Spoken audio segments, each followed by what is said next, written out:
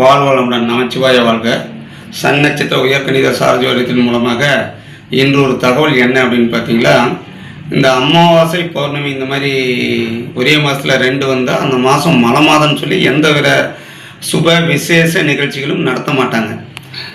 இதை இப்போ இந்த மாதம் பார்த்தீங்கன்னாக்க வைகாசி மாதம் 2 பௌர்ணமி வருது.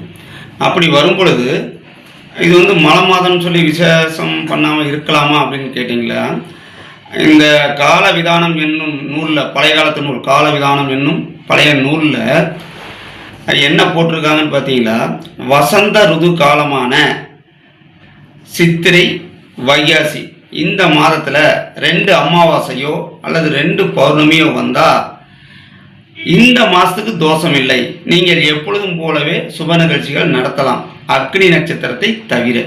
புரியுதுங்களா உங்களுக்கு? வாழ்வளமுடன் நமச்சிவாய வாழ்க.